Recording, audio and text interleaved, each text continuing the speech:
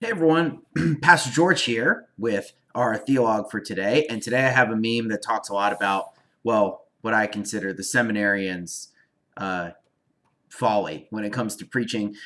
Something that I fell into when I was in seminary. I don't think I've really done it much since then, and I have good reason. And kind of this meme will allow me to talk about it. And so we have like this little thing up here, or I guess it'll be over here, where it talks about it has a four-panel comic, right? And it has this guy shouting out to the masses, right? And he says, and in this verse we see the word hunger. But I want to point out one thing. In the Greek, this word is actually pena, which means really hungry.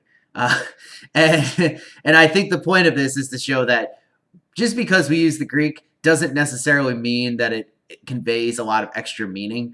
And I think that like you can usually tell someone who's in seminary or who is like kind of fresh out of seminary if they refer to Greek a lot in the text. Now I know that many of you in the congregation really do like when people talk about the biblical languages, like when I talk about the biblical languages, and I don't really do that much. And I know that some people like have given me feedback that said that they would kind of like that a little bit more. Maybe you're one of the people that doesn't like that at all, and so it's always funny because for every one of you, there's always someone on the other side, and that basically is how it goes for everything.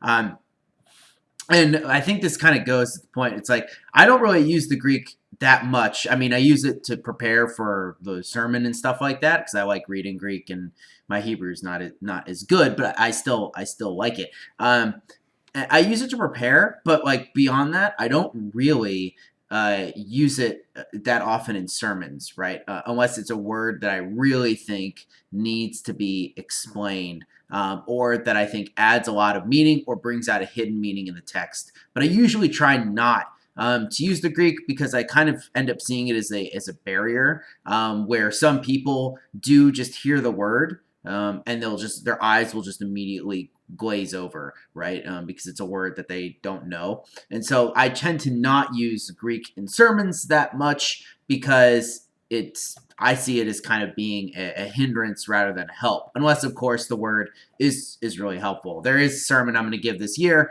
where I think that the word will be very helpful for completely changing the meaning of the text. That'll probably be in the summer or something like that when I ran out of ideas. But I think that generally people who rely on the Greek too much can end up, one, like giving people a false impression where it's saying it means really hungry, where it's like, well, hunger is just a fine translation, right? It doesn't really need to be exceedingly told out in a way that the Greek would say. And it can just serve as kind of a way that you can kind of brag, but also maybe, end up kind of accidentally misleading people. So for those of you who like when I use the Greek, I know you like it. And for those who don't like it, I know you don't like it. I try to use it when I think it's necessary so I don't end up looking like this guy or repeating some of the mistakes that I made in seminary. So that's why I do that.